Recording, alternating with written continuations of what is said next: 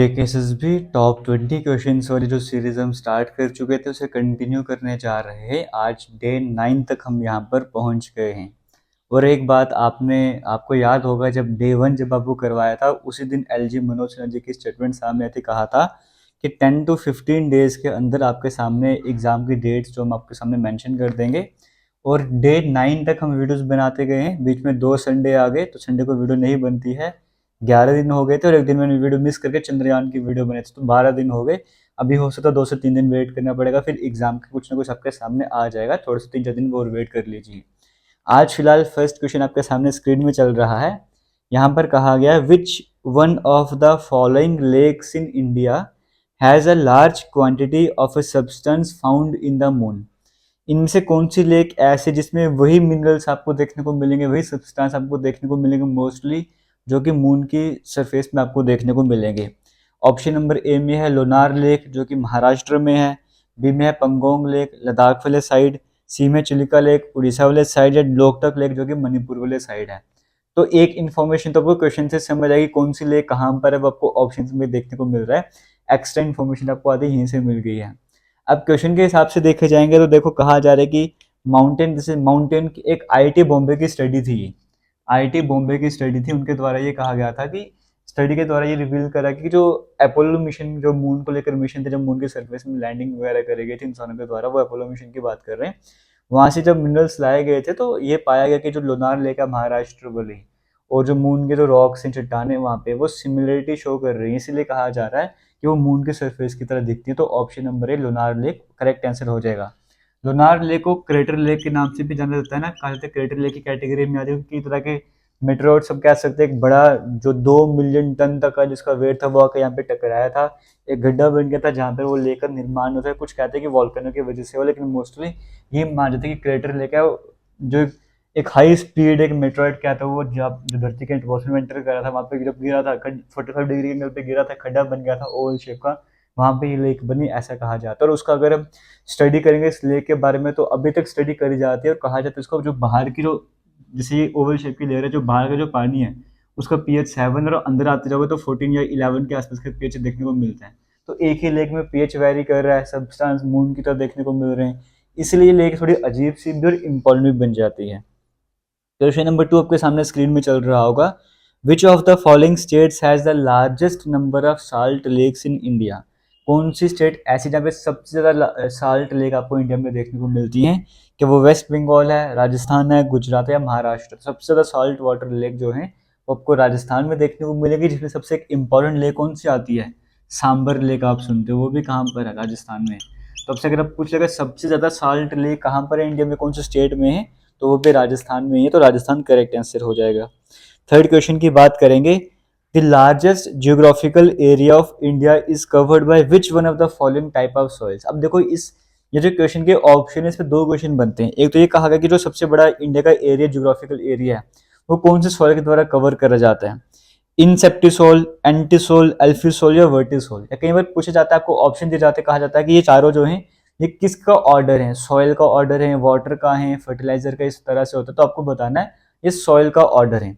अब देखो होता क्या है कि जैसे हम बोलते हैं ना, इंटरनेशनल स्टैंडर्ड पे हमें बातचीत करने, हम एसआई यूनिट्स के बारे में पढ़ते हैं, है ना। एसआई यूनिट्स के बारे में हम बोलते हैं, लेंथ की जो एसआई यूनिट होगी वो मीटर लेके चलेंगे, टाइम पे सेकंड लेके चलेंगे, ताकि हम कहीं पर भी दुनिया के किसी भी कोने में चले जाए तो उसमें मीटर में बात करेंगे, केजी में बात करेंगे, ताकि कोई पाउंड बोलेगा, कोई पाउंड बोलेगा, कोई क्विंटल बोल देगा, या कोई ग्राम में बात करेगा, तो हम केजी लेके चलेंगे हमेशा।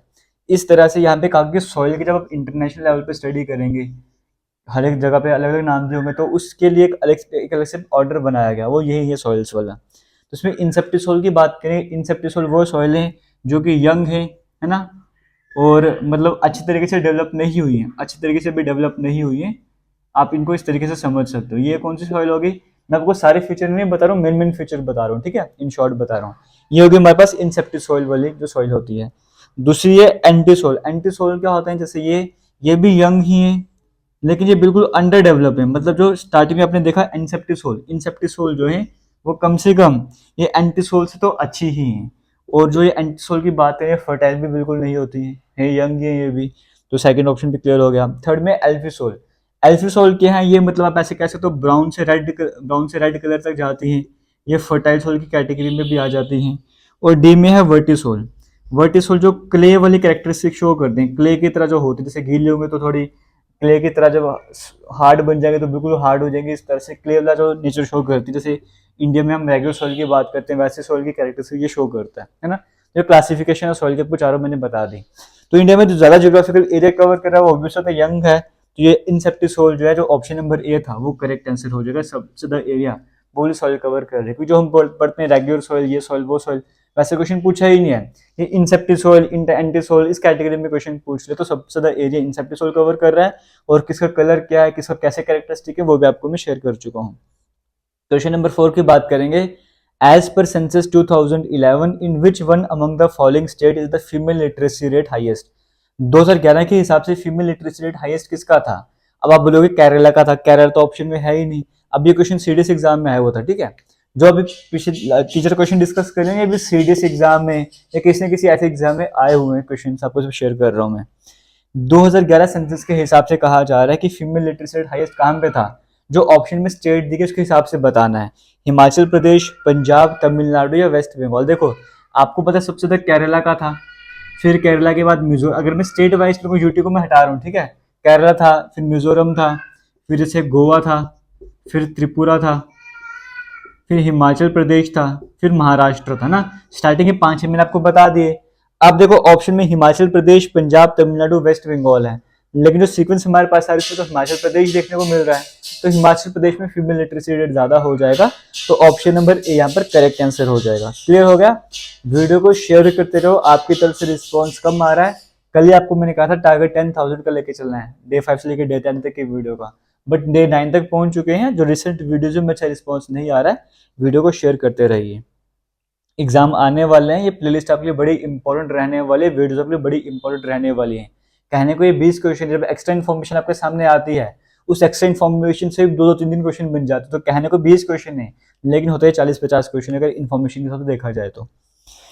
क्वेश्चन नंबर 5 की बात करेंगे। विच one of the following is the largest source of electricity in India. जो ऑप्शन दिए गए इसमें से सबसे ज्यादा जो सोर्स है इलेक्ट्रिसिटी का इंडिया में, वो कौन सा है सबसे बड़ा source? Hydro power plant, hydro मतलब पानी, जो पानी से बिजली पैदा होती है, क्या वो सबसे ज्यादा बिजली इंडिया में पैदा करी जाती है पानी से? न्यूक्लियर पावर प्लांट, जो न्यूक्लियर रिएक्टर वगैरह हम देखते हैं। थर्मल पावर प्लांट, जो हीट वगैरह यूज की जाती है।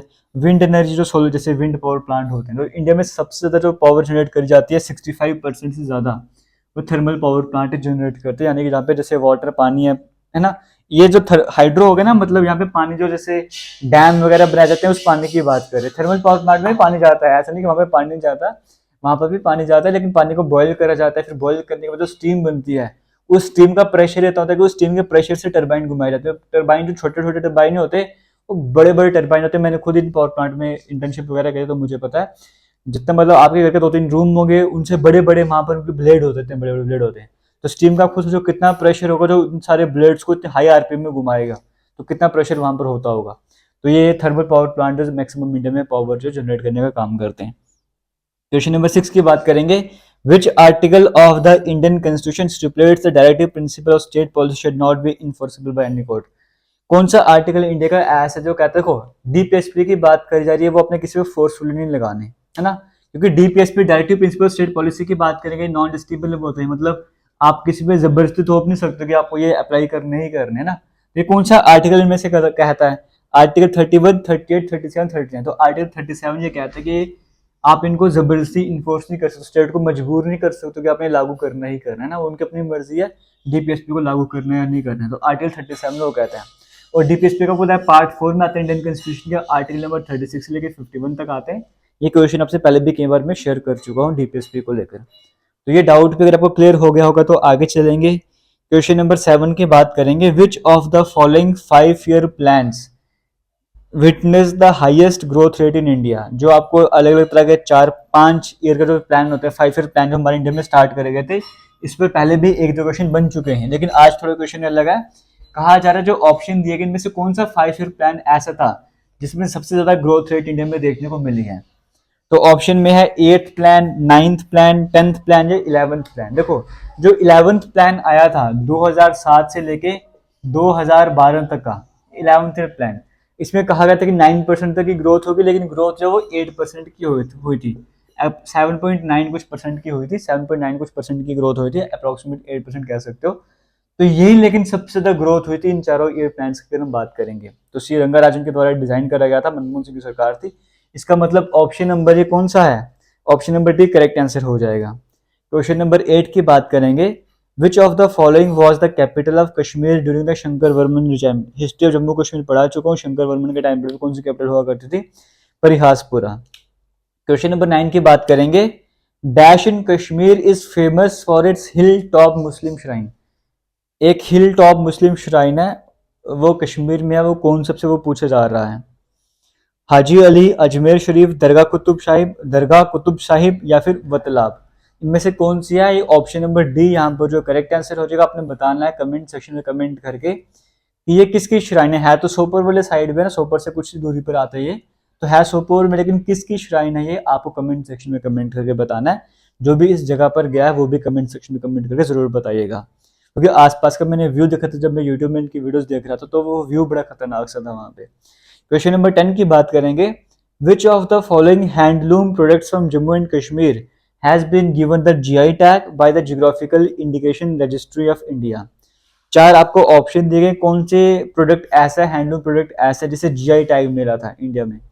देखो ये आपसे मैं पहले भी एक बार किसी और एग्जाम में डिस्कस करते हैं क्वेश्चन, अगर आप चैनल से कनेक्टेड हो आपको आंसर पता होगा। कानी शॉल की बात करेंगे, जो ऑप्शन नंबर डी है कानी शॉल, ये करेक्ट आंसर हो जाएगा।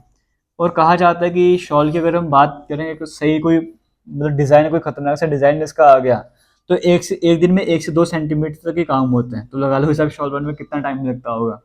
ऐसे तो 5,000 से स्टार्ट हो जाता है, लेकिन सही क्वालिटी का आपको लेना होगा तो लाखों में जाता है वो, लाख, 2 लाख, 3 लाख, 4 लाख, इस तरह की रेंज रहती है एक शॉल की, क्योंकि आप देख सकते हो कितना इसमें बारीकी से काम करा जाता है।